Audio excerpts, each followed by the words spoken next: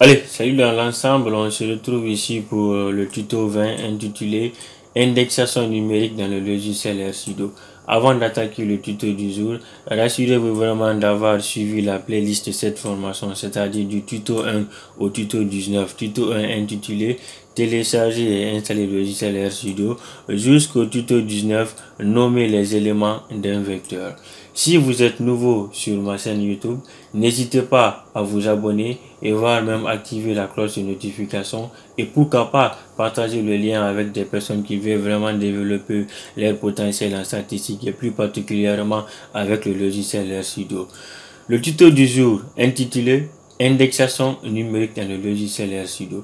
C'est quoi l'indexation numérique? Qu'est-ce que cela va nous apporter? Imaginez-vous que vous avez créé votre vecteur et que le vecteur contient, disons, des centaines ou dizaines d'éléments.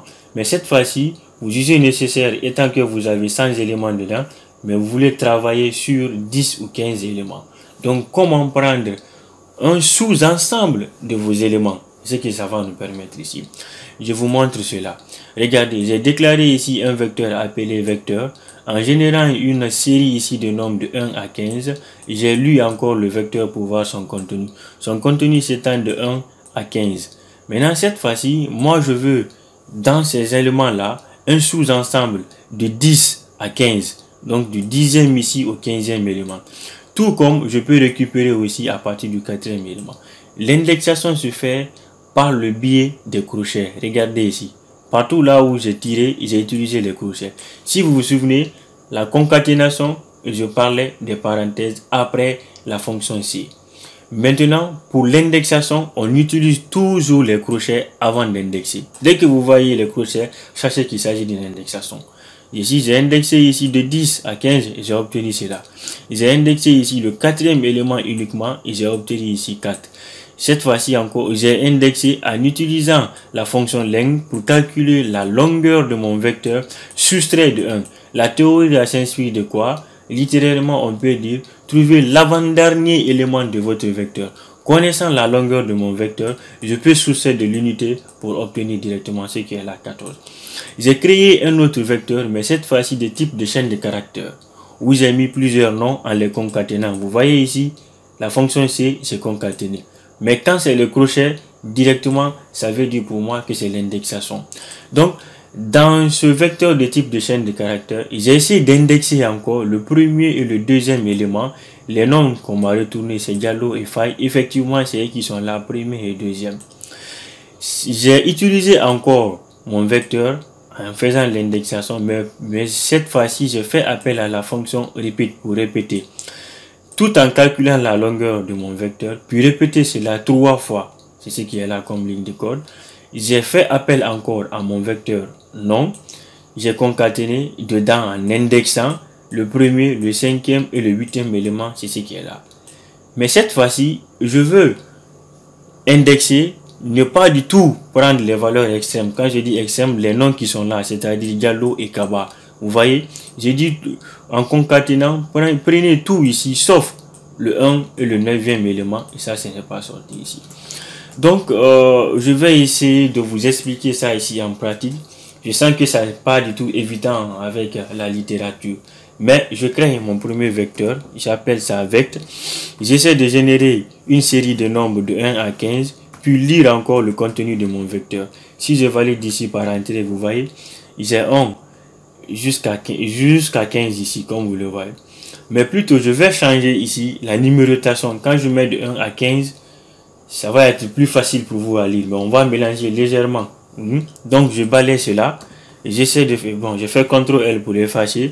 J'appelle de nouveau mon vecteur vec pour l'écraser. Je prends de 10 à 25, comme ça. J'essaie de générer cela. Puis je lis le vecteur de nouveau. Je valide. Là, vous voyez, c'est de 10 à 25. Maintenant, je veux prendre un sous-ensemble de mon vecteur là, mais à partir, disons, du 10e au 15e élément. Là, je suis obligé de faire appel à l'indexation et là, j'utilise les crochets. Vous voyez ici les crochets qui sont là. Je signifie ici pour dire c'est du 10e au 15e élément. Et je valide sur entrée. Directement, je récupère 19 à 24. du 19e au 24e, ici, du point de vue des nombres qui sont introduits dedans, mais l'indexation par position, c'est du 10e au 15e élément. C'est ce que j'ai ici. Tout comme je peux utiliser encore vect, c'est que j'essaie d'indexer un seul élément. Par exemple, le 4e élément ici. Si vous comptez d'ici allant jusque là, vous obtiendrez directement le 4e élément ici. Dès que je valide, le 4e élément ici correspond à 13. Directement en comptant. Je peux encore utiliser l'indexation, mais cette fois-ci en faisant la concaténation dedans. Vous avez vu, concaténation ici, l'indexation au-dessus. Je veux indexer, mais en concaténant plusieurs éléments. Cette fois-ci, je dis, ah, je veux le numéro 1, puis le numéro 2, non, je prends le numéro 5, encore le numéro 10. Je valide cela par entrée. Vous allez voir directement, j'ai 10, j'ai 14, j'ai 19. Si vous comptez le numéro 1 ici, pour moi, c'est 10. Directement, le numéro 5 ici correspond ici à 14. Le numéro 10 ici correspond à 19, ainsi de suite. Je peux effectuer encore une opération dans l'indexation en le faisant. Cette fois-ci, je dis, je veux l'avant-dernier élément de mon vecteur. Je peux faire appel à la fonction length. Je dis, je spécifie ici mon vecteur comme argument, de calculer ça, moins l'unité. Dès que je valide cela, vous allez voir ici comme retour, j'ai 24. Si je valide sur entrée, j'ai directement comme retour ici 24. Nous allons y changer maintenant cette fois-ci de type de chaîne de type de vecteur. On va utiliser un vecteur de type de chaîne de caractères. Nous allons essayer de l'indexer. Là, on va définir quelques noms, tels que je commence ici par Diallo. Je fais appel à un autre nom qu'on va écrire Faille. Le nom suivant, on va écrire Ayoub. Le nom suivant aussi, on peut dire Silla. Le nom aussi suivant, on peut dire Ba. Le nom suivant, on peut dire Kamara. Encore ici Kamara. On peut aussi taper Kaba. On peut mettre aussi Fofana. Voilà, Fofana. On peut mettre aussi Touré. Voilà, je tape cela, Touré. Touré. Encore, je peux mettre ici, disons, Conté. On peut encore mettre ici Somparé. Voilà. On va se limiter ici pour effectuer quelques tests. Maintenant, je veux connaître la longueur de mon vecteur de type de chaîne de caractères. Je fais appel à la fonction length en définissant mon vecteur dedans comme argument. Ça me retourne directement ici que j'ai 11 comme longueur de mon vecteur. Maintenant, j'utilise l'indexation encore ici. Je veux uniquement le premier et le deuxième élément. Ça veut dire, c'est-à-dire Diallo et Faille, c'est ce que je veux comme retour. Dès que je tape ici sur entrée, vous allez voir ici la réponse ici comme retour, c'est Diallo et Faille. Je fais encore appel à mon vecteur non, cette fois-ci l'indexant, mais plutôt encore en concaténant. J'essaie de concaténer. Je veux dire que je veux le premier connaissant la longueur, ou j'ignore que je ne connais pas la longueur de mon vecteur. Mais comme on connaît déjà, je vais mettre cela, je mets 11, je valide cela. Vous allez voir, on a tout simplement Diallo et Somparé ici. Je peux encore utiliser ici name, je fais cela, le nom de mon vecteur, et j'essaie d'indexer. Maintenant, cette fois-ci, je veux faire une répétition dedans. Une répétition de quoi? Une répétition de la longueur de mon. Je fais une répétition, mais tout en calculant d'abord la longueur de mon vecteur. Je valide cela ici. J'essaie de répéter cela, disons, 3 fois.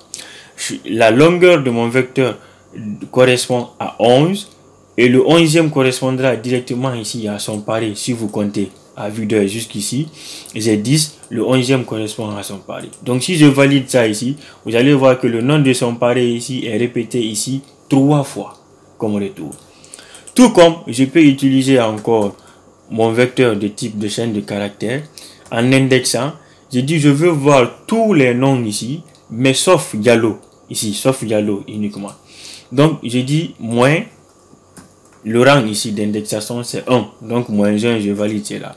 Vous voyez, j'ai le tout ici comme retour, mais sauf Diallo qui n'est pas dedans. Je peux encore faire autrement en concaténant. Je dis non. J'essaie encore d'indexer. Je concatène. Je dis je veux voir le tout sauf en concaténant. Je dis Diallo, c'est-à-dire 1. Puis en calculant aussi la longueur de mon vecteur un peu. J'essaie de calculer ceci. La longueur de mon vecteur ici. Je spécifie ici comme argument ici non. Je valide cela. Vous allez voir comme retour. C'est-à-dire de faille jusqu'à compter.